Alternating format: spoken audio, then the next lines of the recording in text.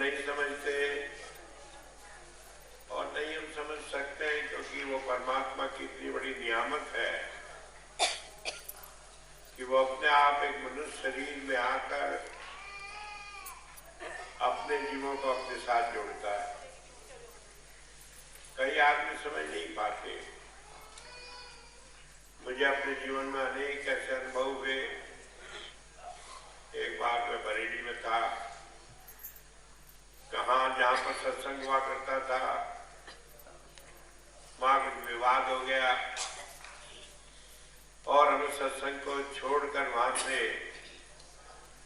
दूसरी जगह जाना पड़ा सत्संग करने के लिए। करीब 3-4 हजार आदमी इकट्ठे हुए थे और अचानक ये हो गया कि किसी के मकान पर सत्संग होता था कि यहाँ नहीं होगा। अब कोई जगह नहीं थी, मैं उठ के चल गया। मैंने कहा चलो कहीं सड़क के किनारे बैठकर सत्संग करेंगे। 4-5 हजार आदमी। एक आदमी कहने लगे जी वहाँ मणिनाथ एक जगह है, वहां पे मंदिर के सामने बहुत सारी खुली जगह, चलो वहां चले। करीब 2 किलोमीटर रास्ता होगा। मैं वहां चल दिया और करीब 3-4 हजार आदमी लाइन में एक एक करके, क्योंकि हम नहीं चाहते थे कि ट्रैफिक जाम हो, सड़क रुके, सड़क के किनारे किनारे आए वहां तक। तो वहां पे एक महात्मा थे, वो कहने लगे भाई ये कौन है और ये लोग क्यों इनके पीछे पीछे आ रहे हैं? कहने लगे स्वामी जी हैं। कहने लगे कैसे स्वामी जी हैं? कपड़े भी नहीं पहने हैं तो गेरवा, कैसे स्वामी जी? तो उन्होंने बताया समझाने के लिए कि राधा स्वामी मत के है। कहने लगे ठीक है, पर ये रहने वाले कहाँ के? कहने लगे शामली के हैं। कहने लगे वहां आने की क्या जरूरत थी, मैं तो यहाँ मौजूद हूँ पहले से ही। लोग इनके पीछे क्यों लगे, मेरे पास क्यों नहीं आते? अब वो आदमी कहने लगा इनके पास कुछ ऐसी चीज है जो आपके पास नहीं है। जो आपके पास होती तो लोग आपके पास भी आते। बात ये समझ लेने की है कि तो मनुष्य है। कहा कि एक पक्षी होता है, वो भी अगर फूल की तस्वीर बना तो उस पर आकर नहीं चहकता। तो आदमी जिसे दुनिया में सबसे श्रेष्ठ बनाया परमात्मा ने, वो भला कहाँ झूठे आदमी के पीछे लगेगा? लग जाता है। बहुत सारे एडवर्टाइजमेंट होते हैं, दुकानदारी चलती है। कई बार लोग मुझे कहते हैं, कहने के सब ढोंग है, दुकानदारी है, तो एडवर्टाइजमेंट है, चेले चेली लगा लिए साथ, ये प्रचार करते हैं, गुरुजी की वाह वाह होती है, जय बोलती है। लोग ऐसे ही अंधविश्वास में पीछे लग जाते हैं। मैंने क्यों लग जाते हैं? कहने की दुकानदारी है, उनका धंधा है। मैंने कहा ठीक हो सकता है तुम्हारी बात, लेकिन संत मत में धंधा नहीं है। क्योंकि मेरे हुजूर संत कृपाल सिंह जी महाराज कहा करते थे कि संत जिसे नाम देता है उसे भी कहता है कि अपनी कमाई का खाना है। संत अपनी कमाई के अलावा दूसरे किसी का लेके नहीं खाता, और उनका जीवन सारा इस बात का उदाहरण होता है। बाबा जयवंत सिंह जी महाराज थे, 30 साल तक घूमते रहे, तड़पते रहे, कहीं मिल जाए कोई संत नाम ले ले। अब 30 साल की उम्र में जिसने कुछ नहीं किया और सारे दिन महात्माओं की फिक्र में रहे, ना कुछ सीखा, ना कुछ जाना, ना कोई काम करना आया। जब स्वामी जी के पास गए, नाम लिया आगरे में जाकर, तो उन्होंने कहा भाई कुछ करना पड़ेगा, कमा कर खाना पड़ेगा, मांग कर नहीं खा सकते। कहने के महाराज मेरे में तो कुछ आता नहीं, धंधा में तो कुछ सीखा नहीं, पढ़ा नहीं, लिखा नहीं, कुछ काम आता नहीं। कहने यहाँ आगरे में भर्ती खुली है मिलिट्री की, उसमें जाकर दाखिल हो जा। ₹2.5 तनख्वाह मिलती थी उन दिनों, जाकर भर्ती हो गए। मिलिट्री की पहले ट्रेनिंग, फिर मिलिट्री की ड्यूटी, इतनी हार्ड ड्यूटी, उसके बावजूद भी 8 घंटे भजन करना, ड्यूटी करनी। बताया जाता है कि जब बाबा जी ने नाम लिया स्वामी जी से, स्वामी जी ने एक कमरे में बिठा दिया, अब बिठाकर अपने चले आए लगे काम धंधे में। कहने की तो बात है भूल गए, लेकिन कौन बोलता है, संत का बोलता है। अब वो बैठे थे 3 दिन हो गए, 72 घंटे हो गए। कहने लगे अरे वो मुंडा आया था पंजाब से, वो भजन में बैठा था, वो क्या हुआ उसका? कहने के महाराज आपको खबर होगा क्या हुआ। जाकर देखे वहां भजन में बैठे 72 घंटे तक जब नाम लिया भजन पर ही बैठे रहे। तो ऐसे आदमी को कहा कि कब कमाई करके खाना पड़ेगा, ये नहीं कि तुम्हारी तो बड़ी कमाई है, तुम्हें क्या जरूरत है। कहा नहीं, अपनी कमाई से खाना पड़ेगा। और हालत यह थी कि वो वहां फ्रंट पर, मिलिट्री में जो फ्रंट पर रहते थे, तो एक बार गड्ढे में बैठे थे, बंकर बनाया जाता है उसमें जमीन में, उसमें बैठे थे ड्यूटी दे रहे। तो वहां ये होता है आगे दुश्मन की फौज होती है, कोई कभी गोली मारने बड़ा सतर्क रहना पड़ता है। तो वहां रात में अपना भजन में बैठ जाते। अब भजन करने के बाद, वो ड्यूटी करने के बाद उन्हें सुबह जाना पड़ता था रोल काल पर, हाजिरी होती थी। एक दिन ध्यान लग गया ऐसा कि सुबह को आखिरी खुली, ध्यान नहीं छूटा। अब जब देखा 10 बज गए, कहने लगे बड़ा गजब हो गया, आज तो तुम रोड काल पर नहीं पहुंचे, क्या बनेगा। वो पहुंचे वहां अपने अफसर के पास, दौड़े दौड़े, कहने के मैं ड्यूटी पे तो था, लेकिन मेरे वहां आंख लग गई, इसलिए मैं हाजिरी में नहीं आ सका। कहने लगे नहीं भाई तुम तो हाजिरी पर थे। कहने लगे नहीं मैं वहां सो रहा था, आंख लग गई। संत भी नहीं कहते कि मैं भजन चिंता करने का आंख लग गई। कहने लगे भाई मैंने खुद तुम्हें आवाज दी, मैंने खुद देखा तुम्हें, तुम थे। कहने का अजीब बात है, मैं तो वहां था, ये कह रहे मैं हाजिर पर था। तो दिन भर ड्यूटी देके शाम को पहुंचे स्वामी जी के पास। उनकी आदत थी दिन में एक दफे स्वामी जी के पास आगरे में जाया करते थे, जब तक कि उसको भाग्य मिला। ड्यूटी करने के बाद शाम को अपना वहां गए, जा कहने लगा आज तो बड़ी अजीब बात होगी। कहने क्या हुआ कि मैं तो वहां भजन में बैठा था और हाजिरी में नहीं जाने कौन जाकर मेरी हाजिरी दिया है।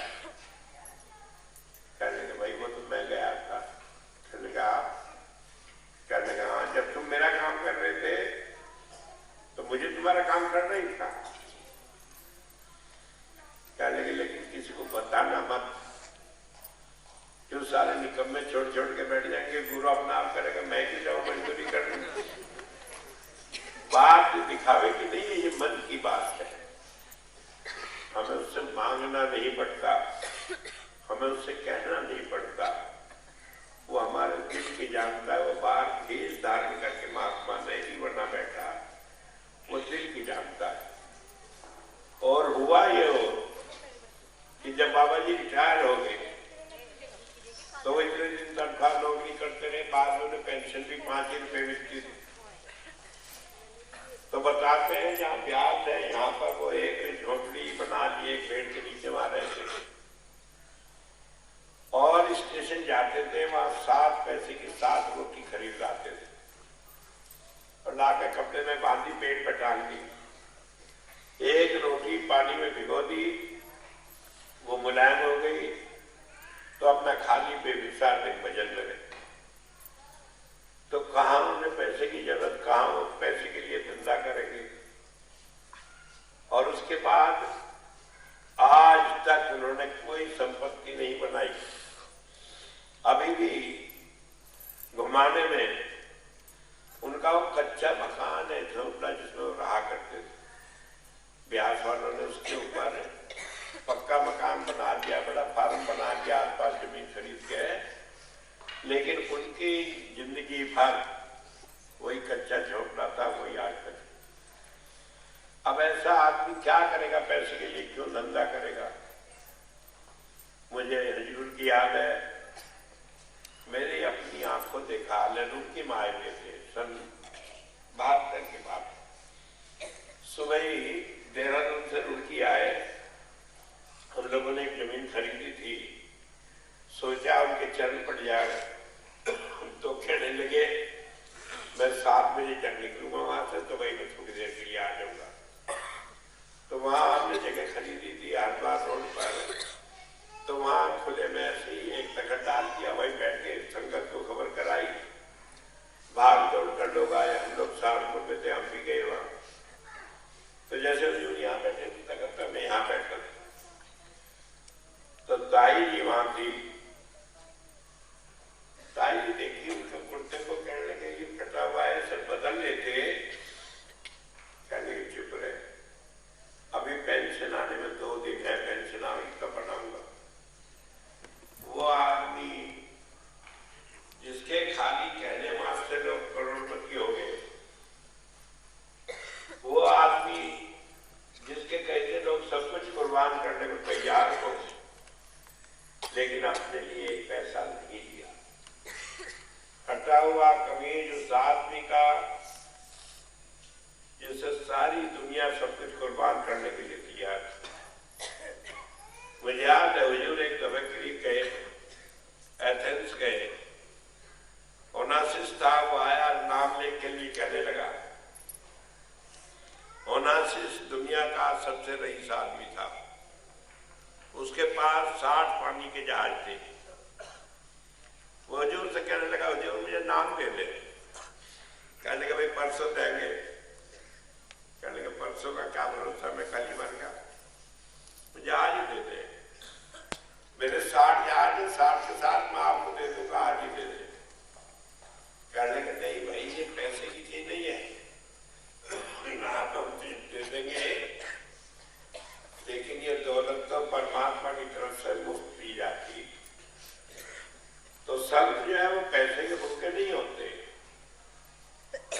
जो लोग समझते हैं कि वो पैसा इकट्ठा करने के लिए इतनी भीड़ जुड़े हैं, वो भ्रम में। मुझे मालूम है बाबा जी थे साधु सिंह जी महाराज, नौकरी में रहे, इंजीनियर रहे, वो भी रुड़की से पास किए हुए थे। तो नौकरी में थे, तो क्या हुआ करता था, जो तनख्वाह मिली पूरी की पूरी बाबा जी को भेज देंगे, जितनी तनख्वाह मिली। अब वो कहा करते थे, उन्होंने अपनी पत्नी को कभी अपने साथ नहीं रखा नौकरी में, कि जो जितना आप ठीक समझे उसे खर्चे को वहां भेज दियो, और जो आप ठीक समझे वो मुझे भेज दी। ये भी कर सके थे कि मैं सेवा निकाल के भेज दी, बाकी कर सके नहीं, जितनी आप चाहो उतनी आप रख के मुझे जो भेज दोगे वो ठीक है। और उसके बाद जब रिटायर में कोई एक पैसा पल्ले नहीं था। आए वो कुछ मिली पेंशन की रकम जो इकट्ठी करवा देते हैं, तो एक जगह भूड़ था, कीले थे, उनकी जगह वो खरीद ली, 1 रुपए बीघे के हिसाब से वो जगह मिली, और उसे लेके एक साल करके और उसमें खेती करने लगे। डेरे में आके सेवा करते और बाकी अपनी खेती करते। और आज वो पंजाब का सबसे मशहूर फार्म है, वहां पे इतना गेहूं पैदा होता है कि सारे डेरे में वहीं से गेहूं सप्लाई होता है। कहने लगे उनकी बरकत है, उन्होंने सेवा से मुझे दिया, मेरे और मेरे सारे परिवार को तो अभी प्रसाद दीजिए जो मैं लेता रहा। लोग भ्रम में रहते हैं, लोग समझते हैं कि संत पैसे के लिए सारा कर रहा है। मुझे याद है हुजूर की बात, सारी दुनिया में गए, सब कुछ रहा, पैसे का कोई ठिकाना नहीं, लोगों ने कितना कितना उन्हें दिया, लेकिन जिस वक्त वो गए इस दुनिया से, कोई चीज उनके नाम एक पैसा नहीं, एक पैसा नहीं। कोई कहते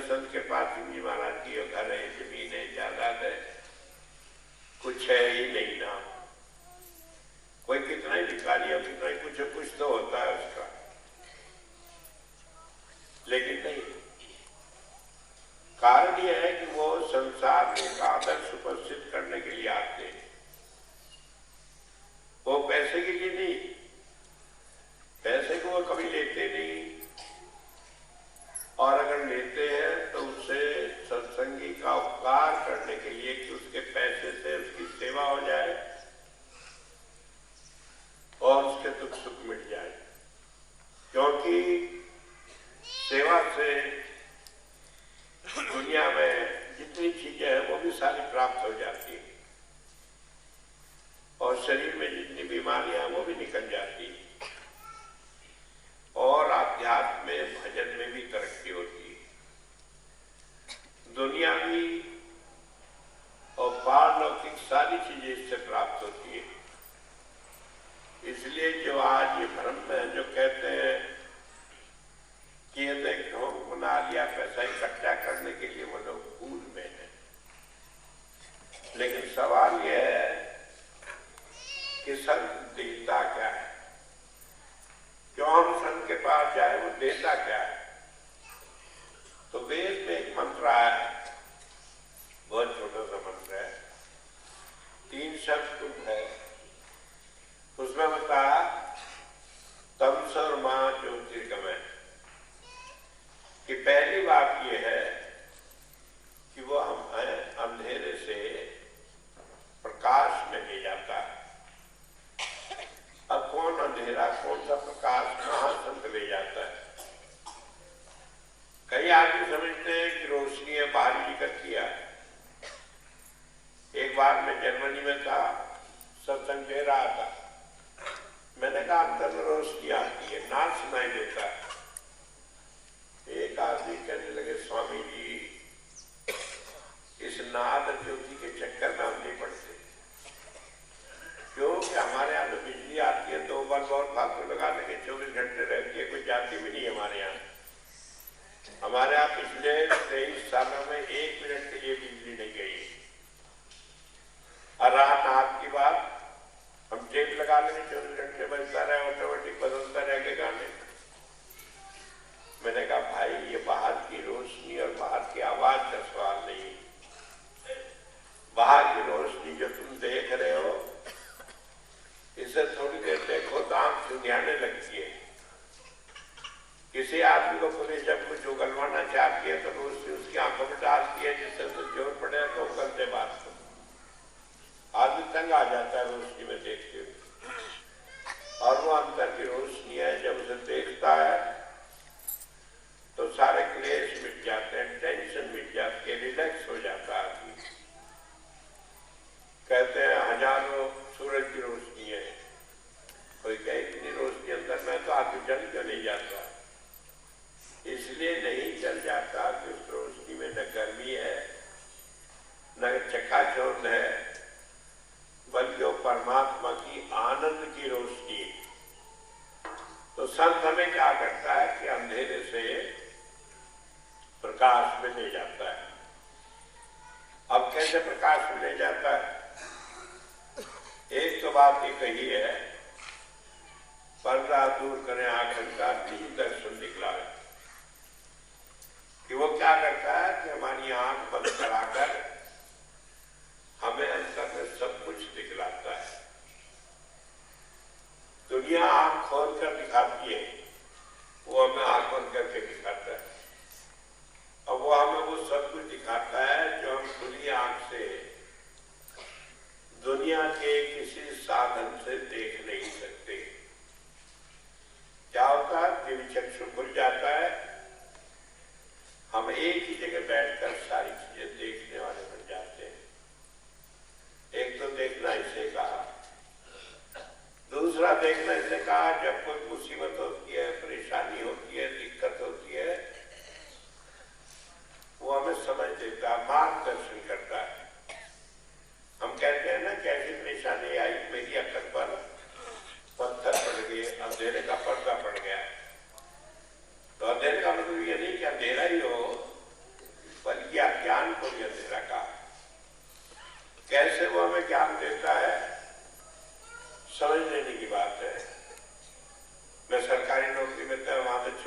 है क्योंकि भैया को कैंसर हो गया था। घर वालों ने कहा कि यहाँ काम नहीं चलेगा, मैं छोड़कर चला आया। बाद में बच्चे बड़े हो गए, मैं सोचा कि अपना काम कुछ कर दूं, चला गया, काम करने लगा। धंधे भी करीब करीब सारे किए और सारों में फेल भी हुआ। शायद परमात्मा यही चाह रहा था कि सारे काम जान भी ले और ये भी पता लग जाए कि तुम दुनिया के कामों के लिए फिट नहीं हो। तो ठेकेदारी करी, अपने इंजीनियर सारे जानने वाले जो डिपार्टमेंट में रहे, लेकिन वहां अनबन की बात होगी, कहने लगे कि शराब पिलानी पड़ेगी।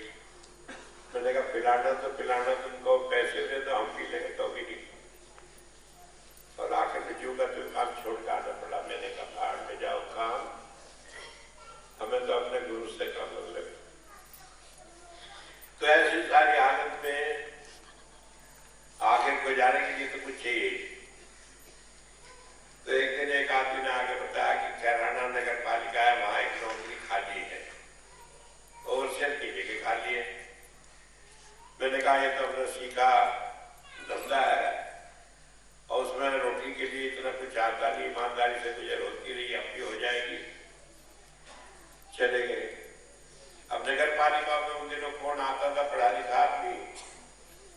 उस आदमी ने बात करी वहां के चेयरमैन से, वहां के एग्जीक्यूटिव ऑफिसर से, कहने के रोटी से पालिका एक 20 लाख क्या लोरी आदमी है वो आना चाहते हैं, उन्हें आप करने की हाँ बड़ी चीज। अब मैं क्या इंटरव्यू देने, तो जब मैं वहां गया तो शामली में एक था, वो कहीं से पास किया था, उसी साल उसे कहीं नौकरी नहीं मिली तो उसे खबर लगी, वो भी गया। अपने ही पड़ोसी, लेकिन पड़ोसी में कोई जरूरी नहीं कि वो अच्छा ही सोचे, वो बुरा भी सोचने लगे। तो जब मेरा इंटरव्यू हुआ, देख के चेयरमैन बैठा था, एग्जीक्यूटिव ऑफिसर बैठा था, मुसलमान था। चेयरमैन भी मुसलमान, एग्जीक्यूटिव ऑफिसर भी मुसलमान। लेकिन बात होगी, सवाल पूछे, उनकी तसल्ली होगी, कहने का अच्छा जी। लेकिन दूसरे आदमी ने एप्लीकेशन दे रखी, उसे बुलाया, उसे कहने लगे नहीं भाई पसंद नहीं। कहने लगे कि हाँ तुम्हें तो वही पसंद होगा जो पहले आया था। कहने लगे क्यों? कहने लगे तुम्हें खबर है वो जनसंघी है, जनसंघी। अब पिछला इलेक्शन लड़ा था यही से, और वो तो मुसलमानों के बहुत के खिलाफ। अब चेयरमैन था भी कुछ ऐसे सोचने लगा, कहने लगे भैया तो बड़ा गलत होगा। अब मुझे आगे किसी आदमी ने बताया, कहने लगे ऐसे बात होगी जी, वो तो आपका मामला बिगड़ गया। अब मेरी दौड़ कहा करती, मैंने आंख बंद करी और जरा ही महाराज जी का नाम लिया। मैं महाराज जी क्या करवाया? पहले तो बुलाया कि यहाँ था, फिर बुलाया तो अब ये क्यों हुई दुर्गति? करके जवाब देंगे। मैंने कहा अच्छा। अब मैं वहां पहुंचा, उन्होंने कहा कि जनसंघी हो। मैं चेयरमैन साहब को कहने का आपके कमरे बन गया था वोट मांगने के लिए, आपको कोई आपने भूल गए क्या? कहने लगे हाँ याद नहीं था मुझे। कहने लगे हम तो रखेंगे नहीं। मैं क्यों? जनसंघी खा लेगा तुम्हें, पर जनसंघी में क्या बुराई है? कहने लगे मुसलमानों के खिलाफ हो। मैं मैं नहीं हूं, अगर वो होते होंगे तो मैं नहीं हूं। मुझे अपने काम से काम, जब तक मैं राजनीति में था, जब तक कुछ था, अब तो मैं नौकरी में होऊंगा। और मैं देखा कि मुझे थोड़ी थोड़ी बात सुझाई। मैं कहने लगा आप ऐसे करो, एक कागज पे मेरा इस्तीफा लिखवा के रख लो, जिस दिन दिक्कत हो उस दिन कह दिया जाओ छुट्टी में, उसी दिन चला जाऊंगा। कहने लगा हाँ ये तो मंजूर है। मैं ठीक है मंजूर।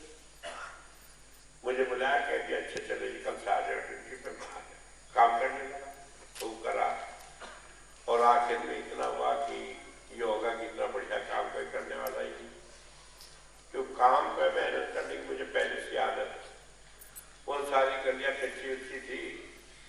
वो कहने लगे इनका एस्टिमेट बनेगा, ये बनेगा। मैं कहा मेरे लिए आसान है, मैं जाके क्यों सारी गली नाप लाया और नाप करके एस्टिमेट बना के रखिए। वो मीटिंग को कहने गुप्ता जी इतना रुपया है, इसका कोई काम बताओ। मैं कहा उस गली की नाप बैठे इतने की। करने के अच्छा एस्टिमेट बना कब दे दो? मुकाबला 5 मिनट में बना के वही बोर्ड में पास करे, 7 साल काम होगा। अब जो 4 साल की उनकी ग्रांट आई पड़ी थी, जो काम ही नहीं हो रहे थे, वो सारे उन्होंने 2 महीने में निपटा दी। अब नाम होगा कि इतना काम हो रहा है, इतना काम होगा। लेकिन मैं बता रहा कि उस वक्त ये सोचने के बजाय कि उनके दिमाग में कौन के भूत निकाले, महाराज जी ने निकाल जो है अंधेरा मिटाना, रात को दिखाना।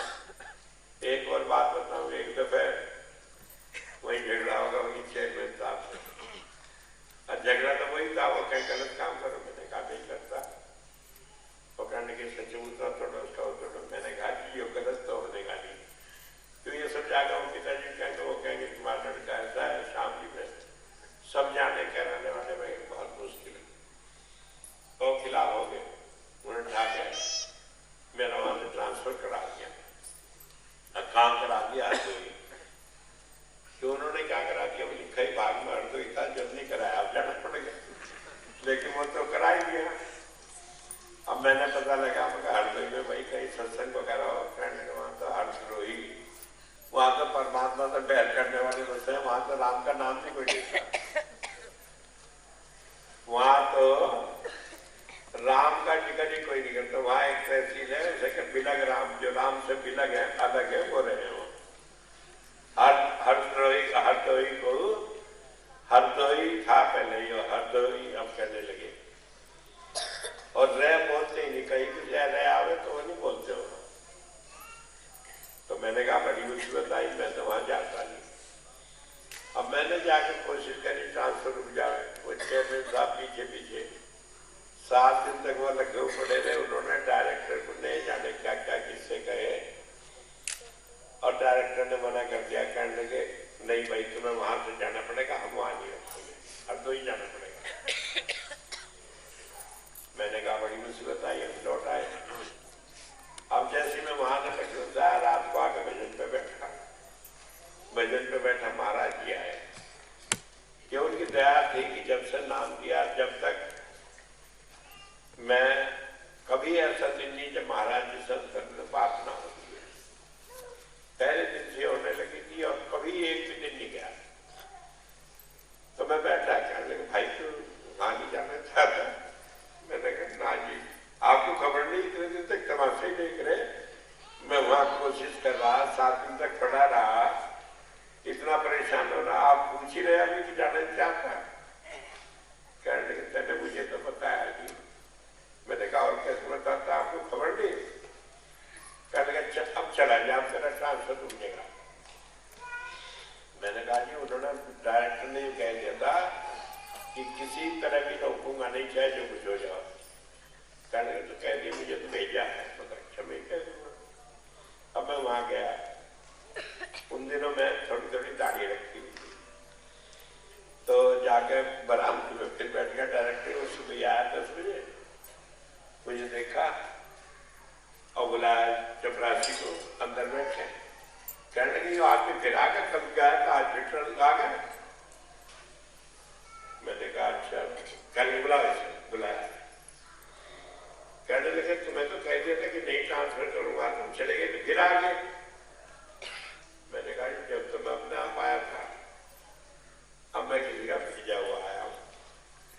कहने किसी का भेजा आया, मैं परवाह नहीं करता, मिनिस्टर की नहीं करता, राज्यपाल की नहीं करता, मैं किसी की परवाह नहीं करता, जाओ। मैंने कहा कि अच्छे चले जाऊंगा, पर अभी तो मैं भेजा आया। मैं जाकर अपने साथ वहां बैठा, जाकर अपने रात को धर्मशाला में सोगा। अगले दिन फिर पहुंचा, 10 बजे में बैठा तो अंदर गया। कहने लगे अरे बुलाओ इस आदमी को बाहर। तो बुलाया, कहने कहाँ जाना है? मैंने कहा कहीं भेज दो, बस सारी जगह भेज दो, जब मैं शाम में चला जाएगा, वहां सत्संग मुझे करना पड़ा है और वहां चला जाएगा। कहने लगे शाम को भेज दो। मैं बहुत बढ़िया भेज दो। कहने लगे अच्छा। कहने लगे एक बात बता। मैंने कहा पूछो क्या बात है?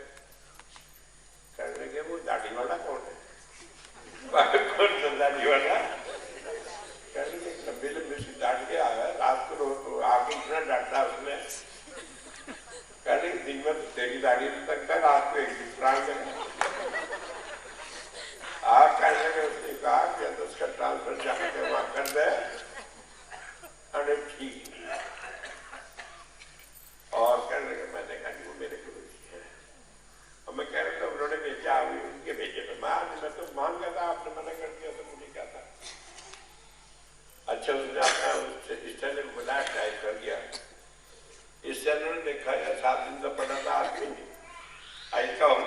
होगा, कहने के पैसे बनाने बुलाया, कहने के भाई कुछ देना पड़ेगा। मैंने कहा देने को क्या मेरे में, मैं तो खाली आ तो किराया भी मांग के लाया, मेरे में कहाँ लाया, मेरे में तो भाई कुछ है नहीं। कहने के तो नहीं होता, मगर तेरी मर्जी नहीं होता, मैं बैठा और डायरेक्टर बुला रहा, कहने को कर दिया ऑर्डर, करने के भी कर रहा काम है। कहने का एक बात सुन लो, मैं दोपहर को खाना खाने जब उठूंगा, जब उस आदमी को ऑर्डर देगा उसके दस्तखत करा के मुझे दिखा दो।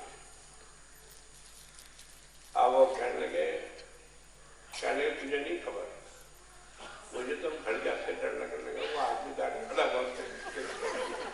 मैंने कहा है। अब वो आदमी कहने लगे चलिए आप ले जाओ लेटर। मैं लेटर बुला के डायरेक्टर ने मुझे दिया, कहने मैं चला जाता इस सेकंड में मेरा क्या कसूर, भाई कोई है ऊपर वो कर रहा तो मैं क्या करूं। तो जब मैं कहूं कि वो रास्ता दिखाता है, रास्ता दिखाता ही नहीं बल्कि रास्ते में हमारे साथ चलता है, कदम कदम पर हाथ पकड़कर सारे काम पूरे कराता है।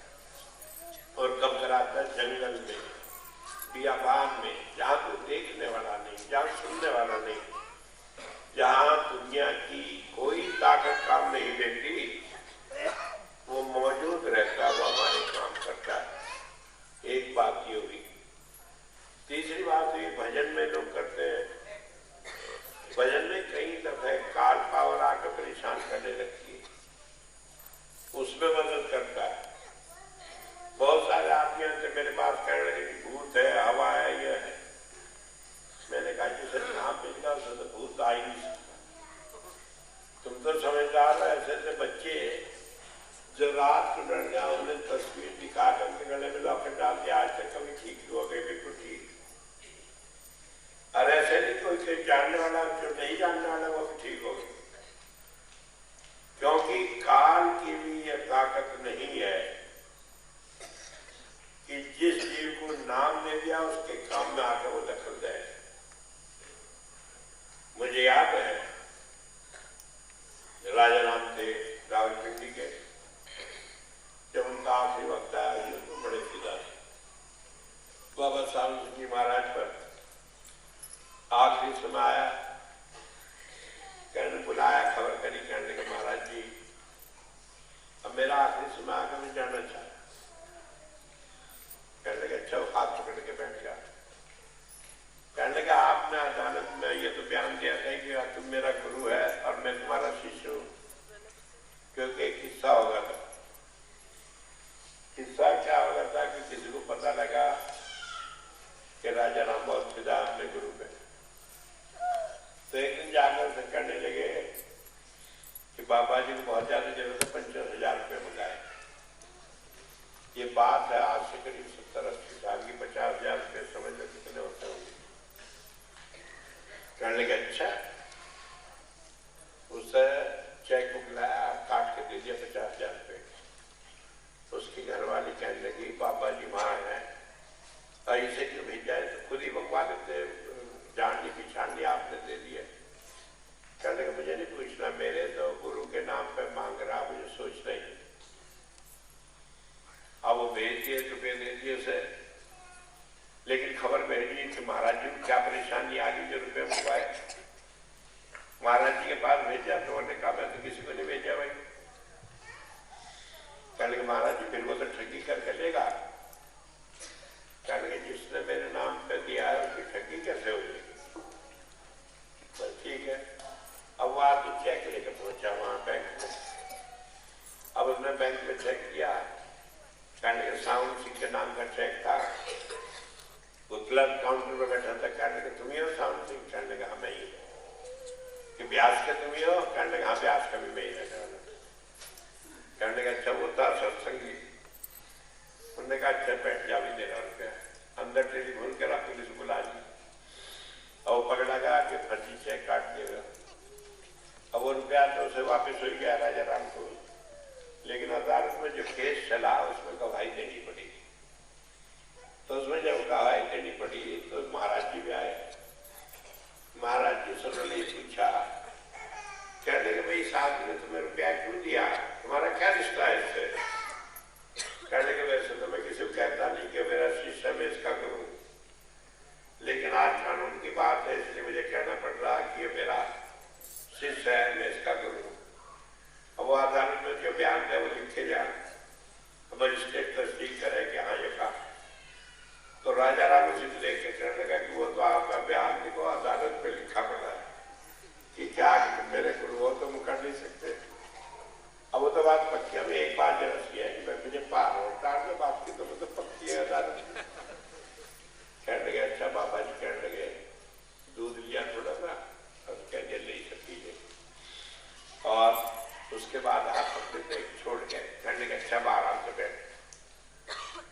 कहने के महाराज जी छोड़ कर ले जाओ मुझे। कहने के छोड़ के तो मैं नहीं जाता, लेकिन जब तक मैं बैठा रहूंगा, जब तक मौत भी तो नहीं आने की, जब तक प्राण ही नहीं निकलने के। कहने के चाहे मैं ले जाऊं, लेकिन तब भी जब तक गुरु यहाँ बैठा है, जब तक किसी की पावर नहीं कि वो किसी सत्संगी के प्राण नहीं। तो बात जो समझ लेने की, जहाँ काल की नहीं चलती वहां हम दुनिया से क्यों डरते थे? लेकिन डरे क्योंकि हमारा मन पापी है, हम ही विश्वास नहीं करते। ये जरूर है कि भाई कोई चमत्कार तो करता नहीं कि आप दिखावा करते फिरे, लेकिन वो आपके मन की जाने, कभी आपको धोखा होगा नहीं। अब भाई मुझे तो खबर है कि कभी इतना ही काम हुआ, असंभव भी काम जैसे कह दिया, कभी आज तक धोखा नहीं हुआ। तो फिर क्या कहता है कि वो हमें अंधेरे से प्रकाश में ले जाता है। तीसरा प्रकाश है आध्यात्मिक मंडलों का।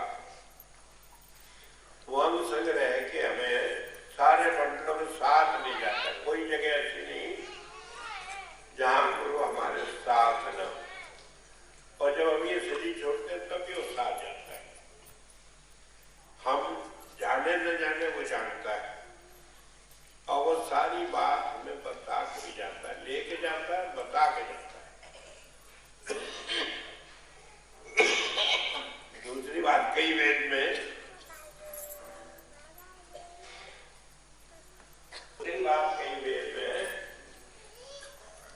मृत्युर्मा अमृत में, कि वह हमें मृत्यु से अमृत की ओर ले जाता है, हमारा जन्म मरण छुड़ा देता है। हमें फिर संसार में जन्म मरण में आना नहीं पड़ता। कैसे नहीं आना पड़ता? पहली तो बात यह है, हम मरने के नाम से ही डरते हैं, दहशत होती है, हमें घबराहट होती है। मैंने कई दफे सत्संग में सुना, एक बुढ़िया माई थी, उसके बुढ़ापे में एक बच्चा हुआ, उसके बाद आदमी भी उसका चला गया। तो बेचारा बच्चा जो था शुरू से ही बीमार रहता था, तो सारी रात रोंदी है,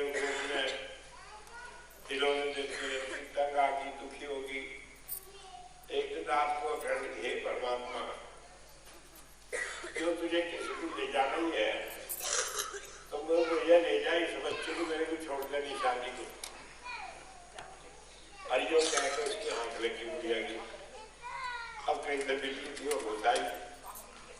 अब बिल्ली घुसाई, बिल्ली काटती है, कहीं खाने पीने को, वो कहीं किसी हंडिया में कूद दिया, छोटी सी में दूध की हंडिया थी, उसमें मुँह गया पर बिल्ली काली, हंडिया की तली काली, उसका मुंह इतना बड़ा सा होगा।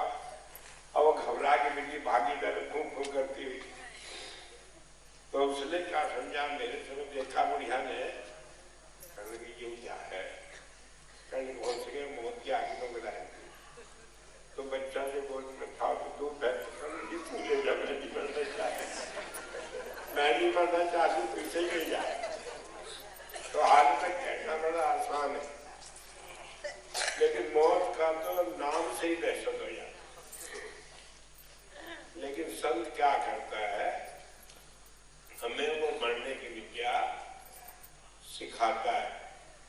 कैसे का ध्यान की क्रिया है, मौत की क्रिया। मौत के समय क्या होता है कि हमारी चेतन सत्ता शरीर से निकल के ऊपर आती है, फिर पलट के बाहर चली जाती है। वही वो रोज कराता है। और इसलिए कहा है कि ये योग क्या है, ये मरने की क्रिया करना है। गुरु नानक देव जी महाराज ने कहा, जीवत मरे मरे पुनि जीवे, नानक ऐसा योग कमाए। तो हमें रोज ही प्रैक्टिस कराता है। महाराज जी कहा करते थे, क्यों कराता है? तो वो एक उदाहरण देकर समझाया करते, जैसे झाड़ी है कांटेदार, उस पर कपड़ा है, अगर जो उसे एकदम झटका दे के छुड़ाओ तो कपड़ा फट जाता है। उसे धीरे धीरे छुड़ाओ तो प्रैक्टिस हो जाती है, फिर आसानी से छूट भी जाता है और फटता भी नहीं। तो इस तरह हमारी आत्मा इस शरीर से जब धीरे धीरे अभ्यास करती है बाहर निकल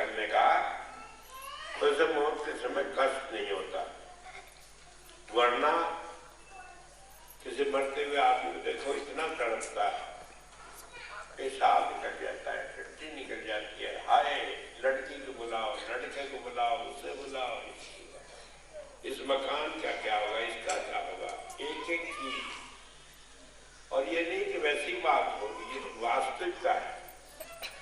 मुझे याद है मेरी शादी थी, एक दफा उसे किसी ने बता दिया बीमार बहुत राग रही थी, कहने लगे देख तेरी जनवरी में मौत हो जाएगी, जनवरी आ गई, अब 27 जनवरी को मार्च को तेरे आदमी का दूसरी शादी हो जाएगी। अब उसे जब होगा कि होगी तो कहने लगे जब शादी भी होगी तारीख तारीख में ऐसी गलती तो कुछ है नहीं। अब उन्हें तूफान शुरू करा, कल जेवर में तो ये कपड़ा लाओ, ये करो, वो करो, ये करो, मुझे वहां घुमाओ, ये करो, तीर्थ यात्रा कराओ।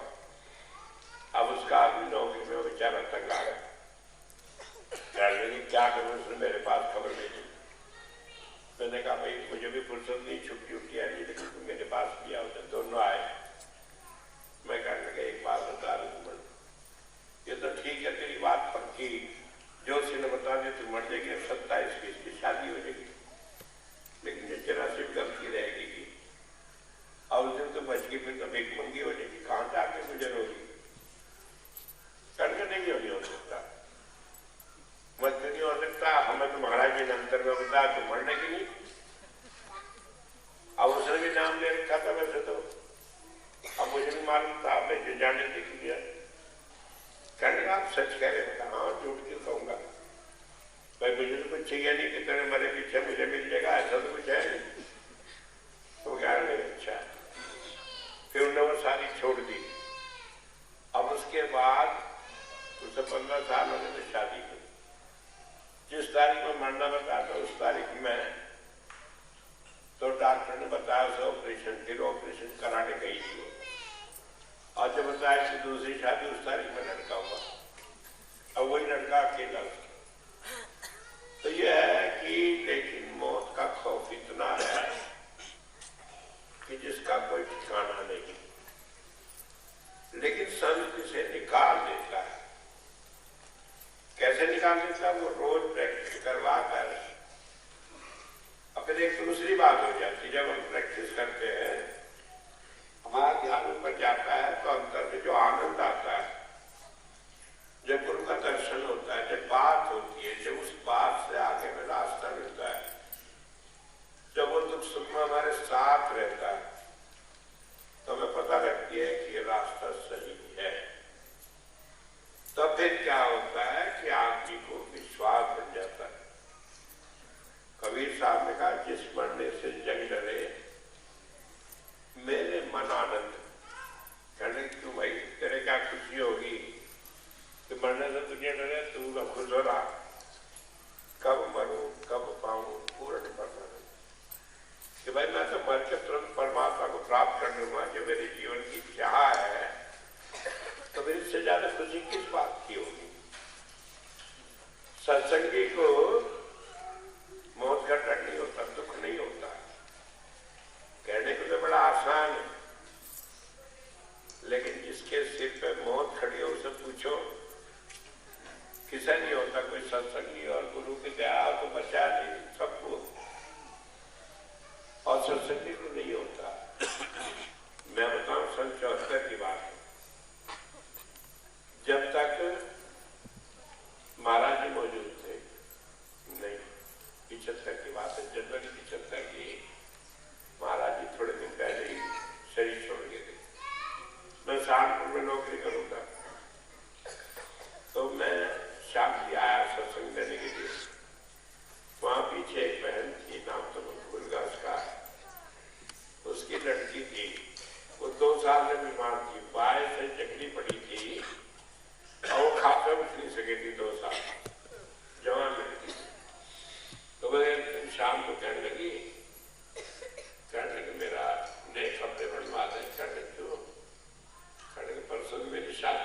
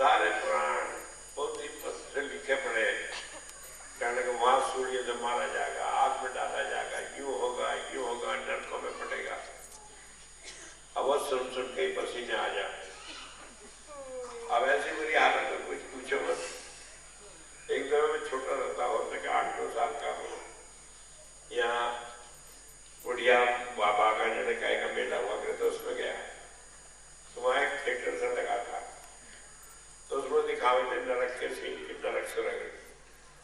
तो उसमें जो थे तो एक ऐसा सीन आया, कहने लगे जो लड़के लड़कियों की छेड़े उनका यो हाल हो नरकों में, तो लड़के बैठी तो खूब खिलखिल कहां से।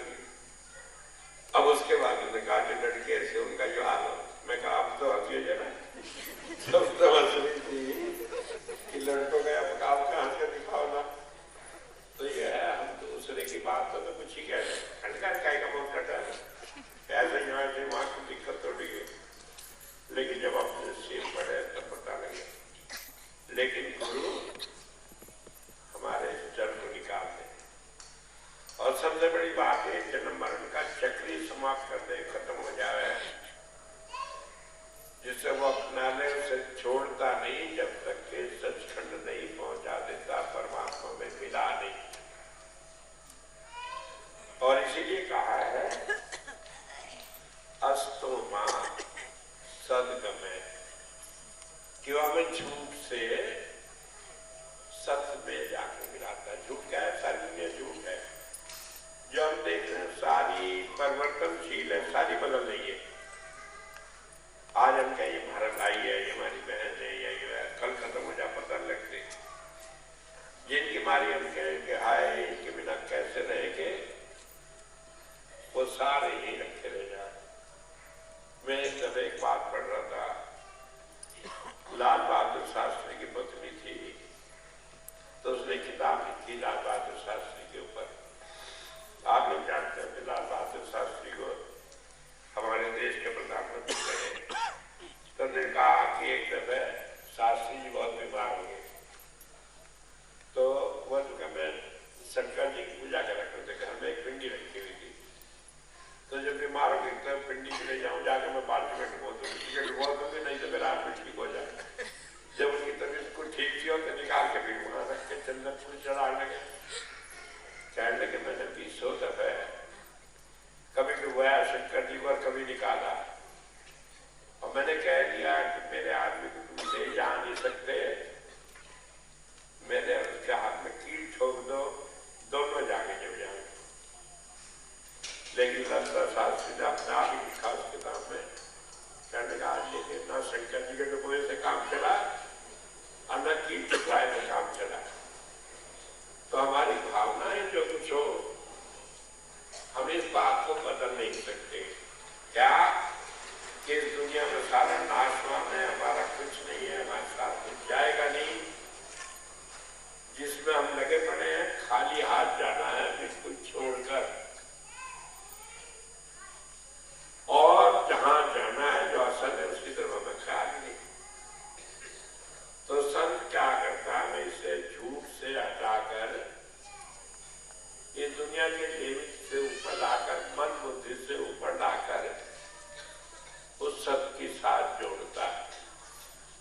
और जब एक दफा में उसका कॉन्ट्रैक्ट हो जाए तो फिर वो सत्य में छोड़ता नहीं। फिर हमारा ध्यान जाने अनजाने में उधर ही लग जाता है। टूटे छोड़ी न छूटे, माधव ऐसे खींचते।